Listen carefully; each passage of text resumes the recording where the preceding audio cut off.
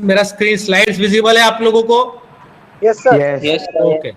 हाँ तो हाँ, अभी आज के क्लास में बहुत इजी लेसन है हमारा क्लास का। आज का लेसन बहुत इजी है और हम लोग आज जो क्लास में करने वाले हैं वो है मैग्नेटिक फील्ड। तो सबसे पहले हमारा चैप्टर का नाम है इलेक्ट्रिसिटी, मैग्नेटिज्म एंड सेमीकंडक्टर। इस तरह से आपके फिजिक्स में सिर्फ 3 चैप्टर रहेंगे। There will be only 3 chapters. First chapter already I have finished and this is the second chapter, electricity, magnetism and semiconductor. In that there are 3 topics. First topic is property of magnetic field. In that the first topic is property of magnetic field. Second topic is electric current. Third topic is numericals on electric current and fourth topic is quiz. So let us start with that. And first I will start with the magnet. अगर आप कोई भी एक magnet लेते हो तो आप जानते हो कि सराउंडिंग रीजन में मैग्नेटिक फील्ड रहता है। कल हमने इलेक्ट्रोस्टैटिक्स के बारे में डिस्कस किया था। तो सराउंडिंग रीजन में एक इलेक्ट्रिक फील्ड रहती है, मैग्नेटिक फील्ड रहेगी, क्योंकि ये मैग्नेट है। तो मैग्नेट है तो मैग्नेटिक फील्ड ही बनाएगा। तो सराउंडिंग रीजन में मैग्नेटिक फील्ड रहती है। तो वो कहाँ से रहती है? नॉर्थ पोल से लेके साउथ पोल। तो बाहर अगर आप उसको देखेंगे, बाहर मतलब मैग्नेट के बाहर, तो वो नॉर्थ पोल से लेके साउथ पोल रहता है। और मैग्नेट के अंदर आप देखोगे तो वो साउथ से लेके नॉर्थ रहता है। तो अगर एक लव चिपमंग लिया हुआ है या आपने एक बार मैग्नेट लिया हुआ है, उसमें 2 पोल्स रहते हैं, नॉर्थ और साउथ, तो मैग्नेटिक फील्ड जो रहती है वो नॉर्थ से लेके साउथ में रहती है, बाहर मैग्नेट के बाहर, और अंदर वो साउथ से लेके नॉर्थ में रहता है। तो इस तरह से आपका मैग्नेटिक फील्ड बनेगा। बाहर नॉर्थ से साउथ रहेगा, अंदर साउथ से नॉर्थ रहेगा। और उसकी खास बात क्या है? What is the special feature of this magnetic field? It will make a close loop. तो अगर आप एक मैग्नेट लेते हो, if you are taking one magnet, its magnetic field will start from north pole, it will go to south pole, again from south to north, it will make a close loop. वो close loop बनाएगा। लेकिन उसी तरह से अगर आपने electric field की बात करते हैं, इलेक्ट्रिक डायपोल, तो उसकी इलेक्ट्रिक फील्ड जो रहेगी वो प्लस से लेके माइनस में रहेगी। It's electric field will start from plus, it will end on minus, तो it will not make close loop। तो इलेक्ट्रिक फील्ड एक क्लोज लूप नहीं बनाएगा। वो प्लस से स्टार्ट होगा, माइनस में खत्म हो जाएगा, प्लस में स्टार्ट होगा, माइनस में खत्म हो जाएगा। लेकिन मैग्नेटिक फील्ड जो रहेगी वो नॉर्थ से स्टार्ट हो जाएगी, साउथ में जाएगी, फिर साउथ से लेके नॉर्थ में जाएगी। तो इस तरह से एक क्लोज लूप बनाएगी। तो मैग्नेटिक फील्ड जो रहेगी वो इस तरह से क्लोज लूप बनाएगी, नॉर्थ से लेके साउथ में जाएगी, साउथ से लेके नॉर्थ में जाएगी। तो magnetic field will always be a close loop, it will form a close loop. तो ये आपकी फर्स्ट प्रॉपर्टी है मैग्नेटिक फील्ड की कि it will form a close loop. Okay, now I am sharing my slide number 2। This is a magnet, it is having a magnetic field. आपको कैसे repeat करिए ना। ओके, एक अगर आप एक मैग्नेट लेते हो तो मैग्नेट की फील्ड कहाँ से रहेगी? नॉर्थ से लेके साउथ। बाहर जो मैग्नेट के बाहर हो, नॉर्थ से लेके साउथ रहेगी। कोई भी अगर आपने एक मैग्नेट लिया हुआ है तो उसकी मैग्नेटिक फील्ड जो रहेगी मैग्नेट के बाहर, वो नॉर्थ से लेके साउथ रहेगी, और मैग्नेट के अंदर साउथ से लेके नॉर्थ रहेगी। मतलब मैग्नेटिक लाइन कैसे जाएगी? नॉर्थ से निकलेगी, ऐसे होते होते होते होते हुए साउथ में जाएगी, फिर मैग्नेट के अंदर फिर वो साउथ से लेके नॉर्थ में जाएगी। तो मेरा कहने का मतलब क्या है? एक क्लोज लूप की तरह रहेगा, मतलब एक लूप रहेगा। अब कैसे आपको मालूम पड़ेगा कि मैग्नेटिक फील्ड नॉर्थ से जा रही है, साउथ में आ रही है, फिर साउथ से लेके नॉर्थ में जा रही है? तो आप मैग्नेट के बाहर एक कंपास रखो, मैग्नेटिक कंपास, उसके अंदर नीडल रहता है, वो नीडल ऐसे घूमेगा। तो नीडल जिस डायरेक्शन में घूम रहा है वही आपकी मैग्नेटिक फील्ड रहेगी। तो आप देखोगे नीडल जो रहेगा वो घूमने लगेगा। और अगर आपने इधर कंपास रखा हुआ है तो कंपास का साउथ पोल इधर है, नॉर्थ पोल इधर है। फिर कंपास थोड़ा आगे रखो, साउथ पोल इधर है, नॉर्थ पोल इधर है। कंपास आगे रखो, साउथ पोल इधर, नॉर्थ पोल। कंपास थोड़ा आगे रखो, साउथ इधर, नॉर्थ इधर, साउथ इधर। तो ऐसे करते करते आप अगर इसकी लाइन बनाओगे तो आप देखोगे बाहर उसकी मैग्नेटिक फील्ड जो है नॉर्थ से लेके साउथ है और अंदर साउथ से लेके नॉर्थ है। अब दूसरी बात हम लोग क्या देख रहे हैं कि जो हमने इलेक्ट्रिक फील्ड में देखा था, अगर मान लो इधर मैंने नॉर्थ पोल रखा हुआ है, यहाँ पर मैंने साउथ पोल रखा हुआ है, तो मैग्नेटिक फील्ड नॉर्थ से लेके साउथ की तरफ बनेगी। अगर ये लाइन आपके ऐसे सीधे जा रहे हैं, अगर ये लाइन आपके ऐसे सीधे जा रहे हैं तो इसका मतलब आपकी मैग्नेटिक फील्ड जो है वो यूनिफॉर्म है। अब यूनिफॉर्म का क्या मतलब है कि मान लो अगर मैं बोल रहा हूँ इस पॉइंट पे मैग्नेटिक फील्ड 1000 है, तो इस पॉइंट पे कितनी है? 1000 है। इस पॉइंट पे कितनी है? 1000 है। इस पॉइंट पे कितनी 1000 है। तो सभी जगह मैग्नेटिक फील्ड की वैल्यू सेम है। अगर आपकी मैग्नेटिक फील्ड यूनिफॉर्म है तो आपके लाइन जो रहेंगे वो पैरेलल है, ऐसे सीधे चलेंगे, ऐसे स्ट्रेट जाएंगे। अगर यूनिफॉर्म मैग्नेटिक फील्ड है सर आवाज तो, नहीं आ रही है। हाँ आवाज नहीं आ रही है तो मैंने आपको पहले ही बताया हुआ है कि इंटरनेट स्पीड का इशू है।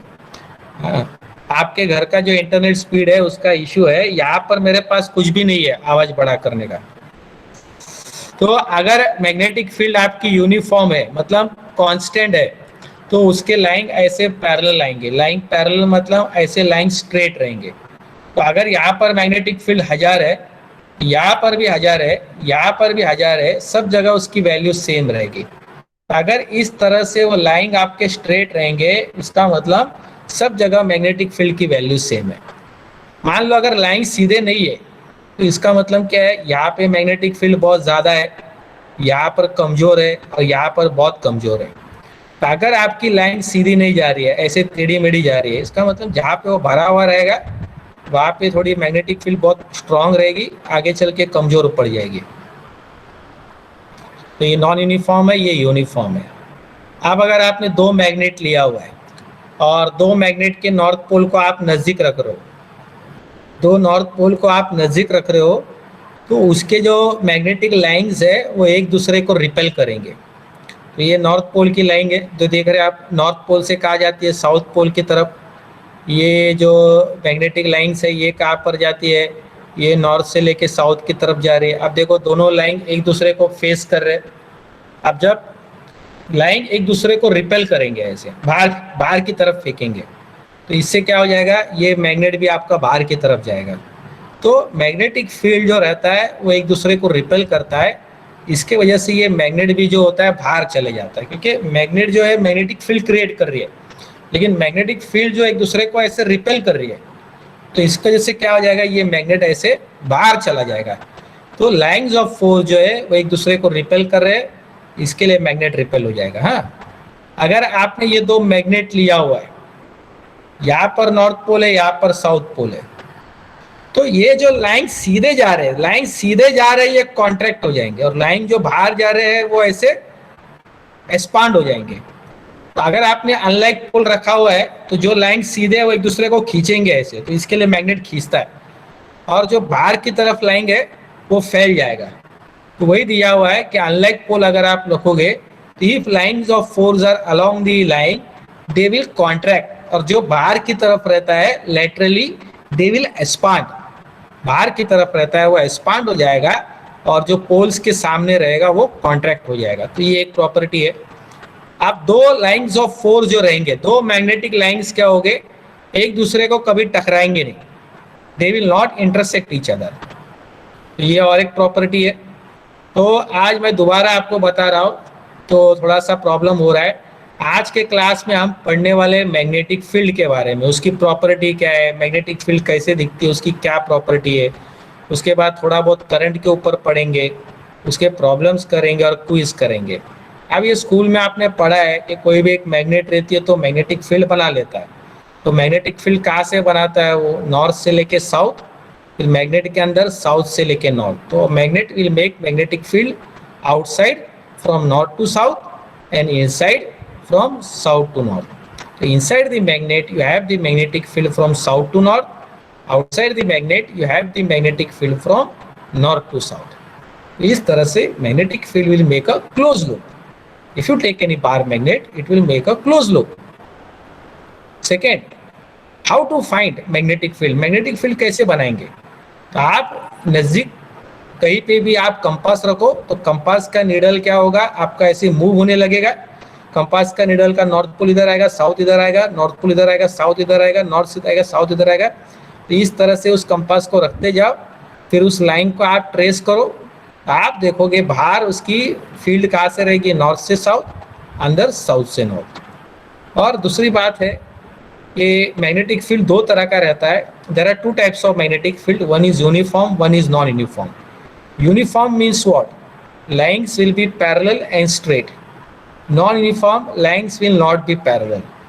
तो इसका मतलब सब जगह आपकी मैग्नेटिक फील्ड सेम है, यहाँ पर 1000 है, यहाँ पर 1000 है, यहाँ पर 1000 है, यहाँ पर 1000 है, यहाँ पर 1000 है। At every point the magnetic field is same. और uniform magnetic field at each and every point the magnetic field is same.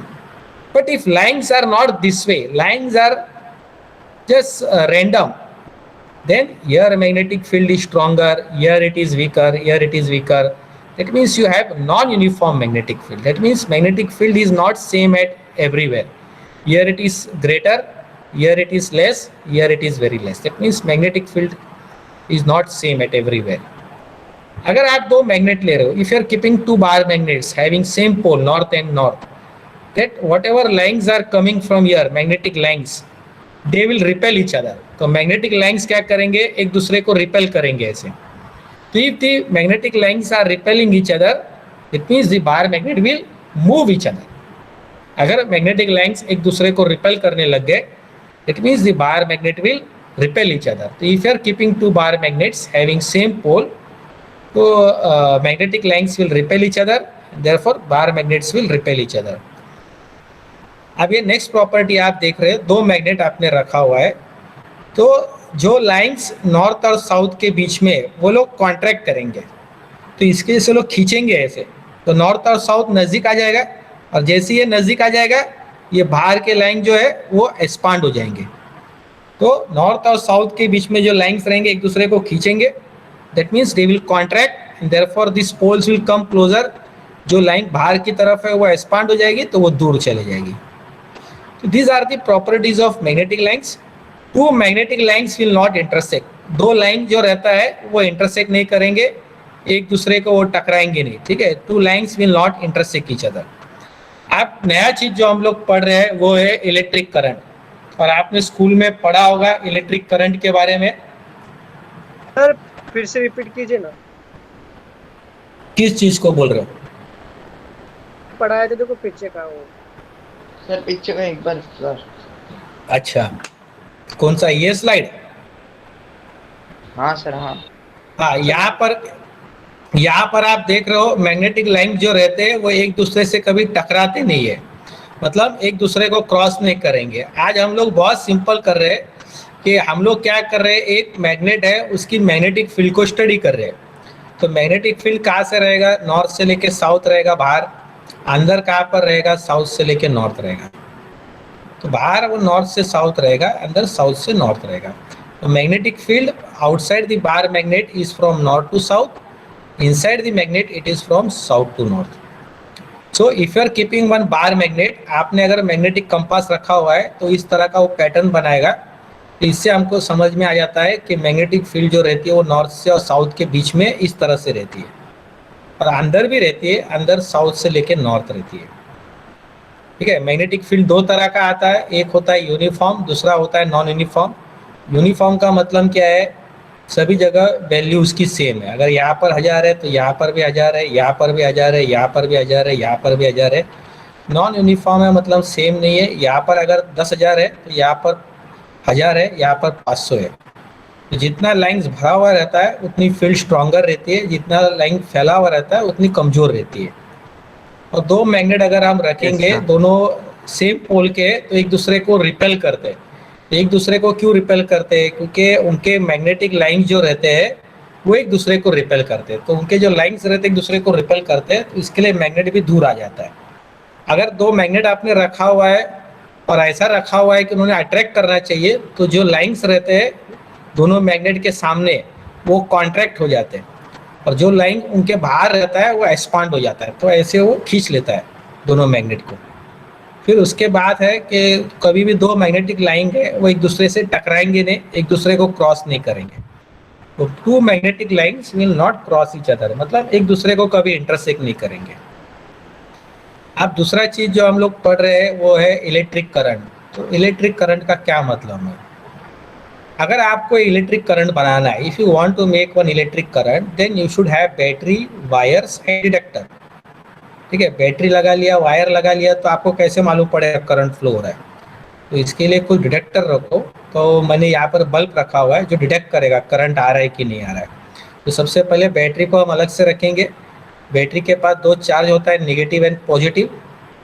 एक वायर रहती है, वायर को कनेक्ट करो, तो वायर कनेक्ट हो गया है, ठीक है। एक साइड का वायर बल्ब को लगा दो। अब आप देखोगे बल्ब ग्लो हो रहा है। क्यों ग्लो हो रहा है?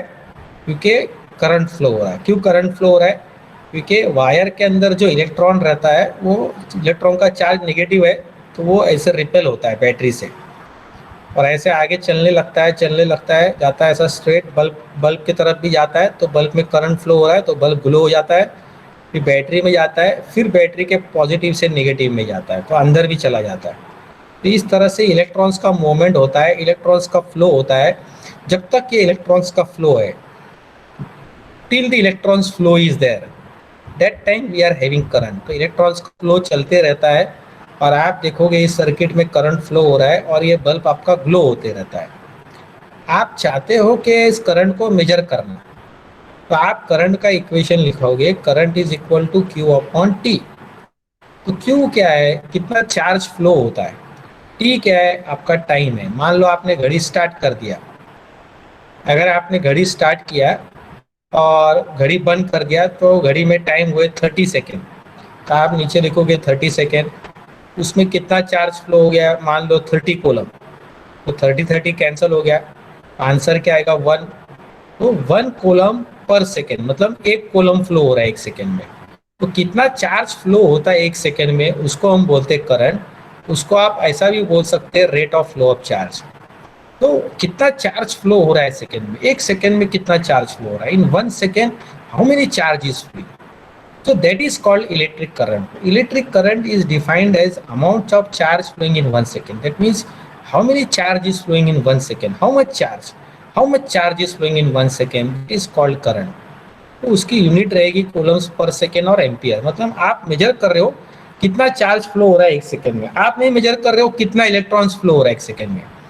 आपको मेजर करना है कितना चार्ज फ्लो हो रहा है 1 सेकेंड में। तो अगर आप एक इलेक्ट्रॉन की बात करते हो, 1 electron has how many charge? 1.6 into 10⁻⁻19 coulomb. एक इलेक्ट्रॉन के पास चार्ज कितना होता है? 1.6 इंटू 10⁻⁻19 कोलम। तो आप चार्ज मेजर कर रहे हो। देखो जैसे इलेक्ट्रॉन फ्लो हो रहा है तो इलेक्ट्रॉन चार्ज भी पास कर रहा है, तो कितना चार्ज पास होता है 1 सेकेंड में, उसको हम बोलते हैं current.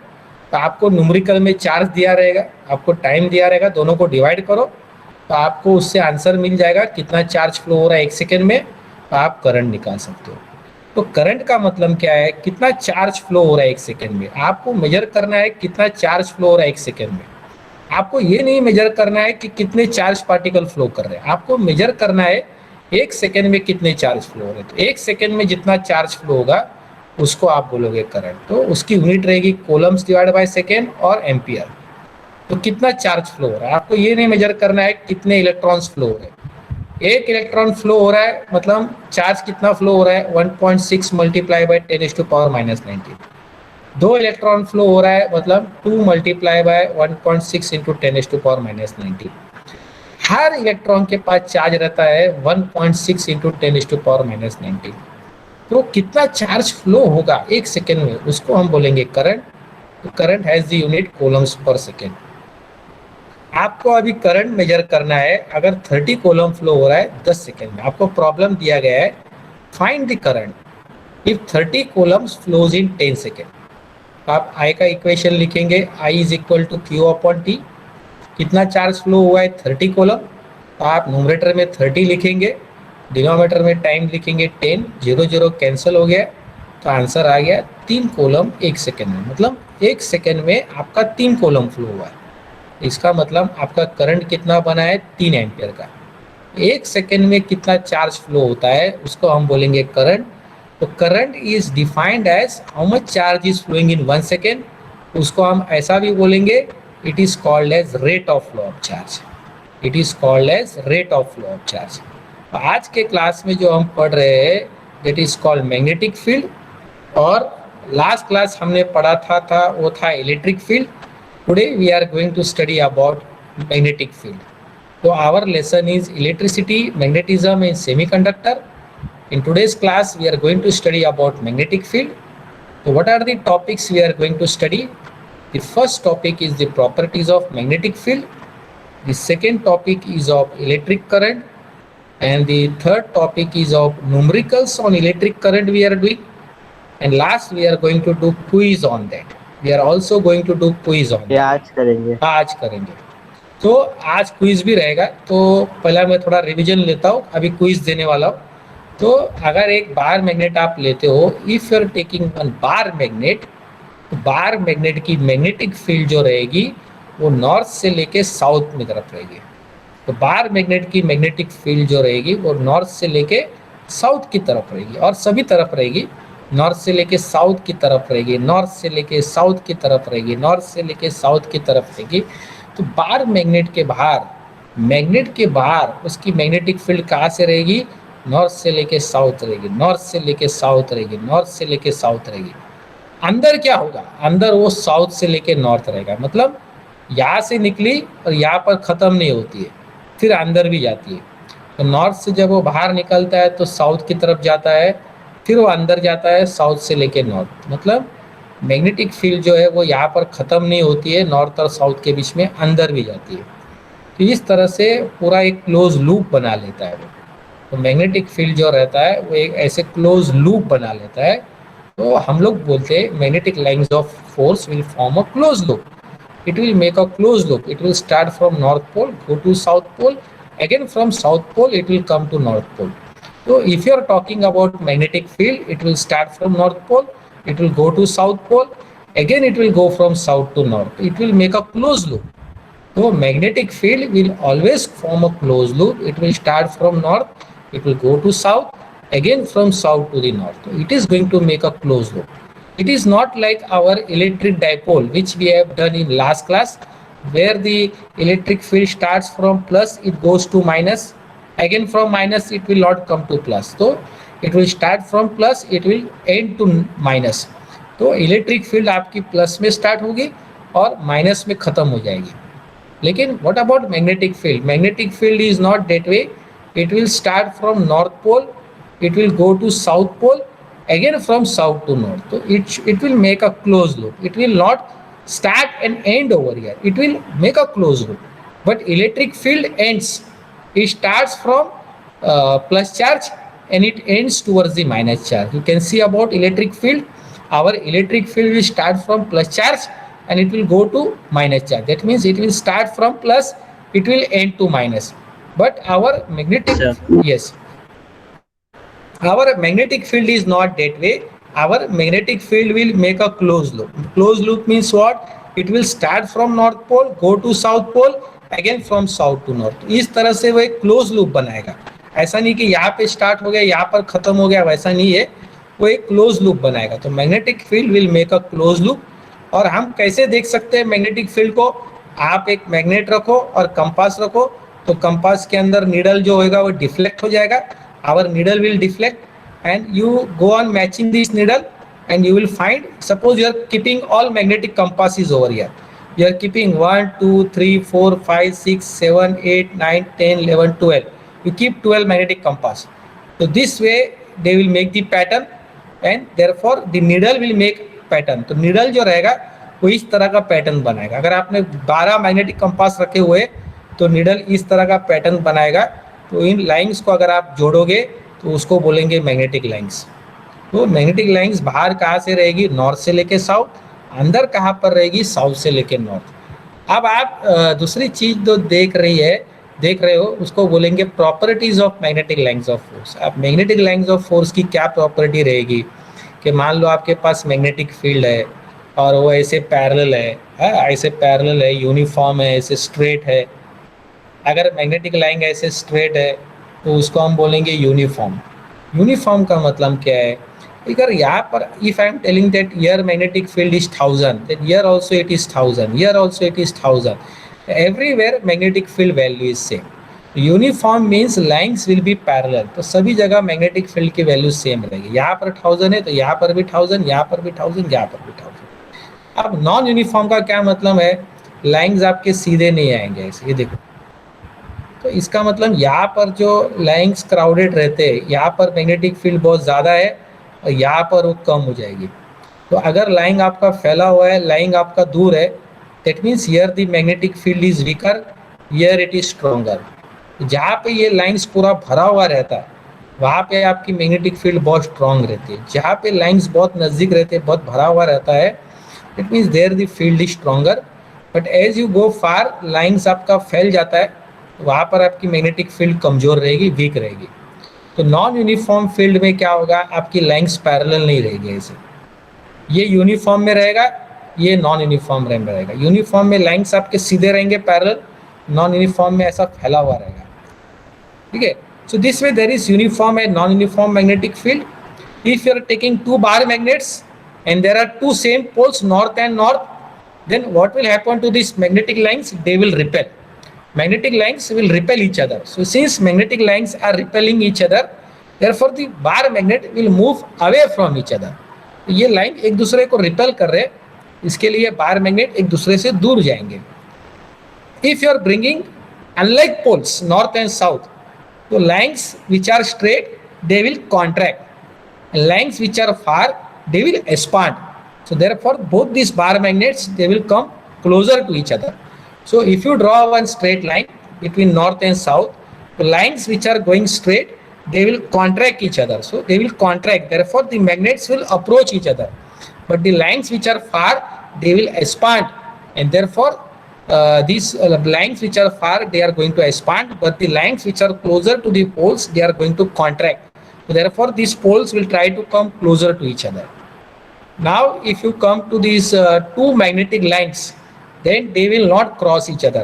That means two magnetic lines will not intersect each other. That means they are not cross each other. How we are going to measure current? Suppose this is a closed circuit. This is a circuit. Current electrons will flow from minus to plus. So since electrons are flowing, we will say current is flowing. How to measure current? Current is charge upon time. Total charge which is flowing divided by total time. So अगर आपका charge flow हो रहा है 30 coulomb, तो then you will write in the numerator 30 coulomb, then you will write in how much time it is flowing in 30 seconds. तो 30 second 0 gets cancelled. That means 3 coulomb is flowing in 1 second. In 1 second, how many charge is flowing? That is called electric current. So how electric current is defined? It is defined as how much charge is flowing in 1 second. That means how many charge is flowing in 1 second.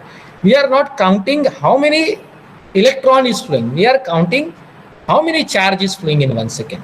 So current is Q divided by T. Q is the charge and T is the total time. So this way we can measure the current. Now in this numerical it is given that 30 coulomb is flowing in 10 seconds. Calculate the current. So I is Q upon T. In the numerator you will write 30 coulomb. In the denominator you will write 10 seconds. So that means 30 coulomb is flowing in 10 seconds. That means 3 coulomb is flowing in 1 second. So if 3 coulomb is flowing in 1 second, it means our current is 3 amperes. So how many coulombs is flowing in 1 second? That is called current. So we find in this numerical 3 coulombs are flowing in 1 second. That means our current is 3 amperes. So current is defined as rate of flow of charge. Now here I will share you one quiz link. You can copy down these questions and write the answers. Sir हाँ बोलिए। Sir एक column के अंदर कितने electron होता है? देखो sir इससे पहले वाला स्लाइड बताओ ना। अच्छा पहले वाला बताता हूँ मैं, एक इनका पहला आंसर देता हूँ। अगर आप एक इलेक्ट्रॉन लोगे, एक इलेक्ट्रॉन, तो उसके पास चार्ज रहता है 1.6 इंटू 10⁻⁻19 कूलम। ठीक है, एक इलेक्ट्रॉन के पास इतना चार्ज है। तो आपको अगर मालूम करना है कि एक कूलम में कितना चार्ज है, तो आप क्रॉस मल्टीप्लाई करो। Okay sir. तो 1 को आप डिवाइड करो 1.6 इंटू 10⁻⁻19 से, तो आपको मिल जाएगा। Okay sir. 1 you have to divide with 1.6 multiply by 10⁻⁻19। आप कैलसी में करो तो उतना चार्ज आपको मिलेगा एक कूलम में। अच्छा, तो न्यूमेरिकल में तो कूलम नहीं देता है ना डायरेक्ट? हाँ, न्यूमेरिकल्स में डायरेक्ट आपको कूलम दिया रहेगा। अच्छा ठीक है, thank you. Yes, I am inviting questions. You can ask the questions. I have given 10 minutes for discussion. Sir quiz बताओ ना। Quiz. Okay, I will share the quiz. And students, please ask me the questions.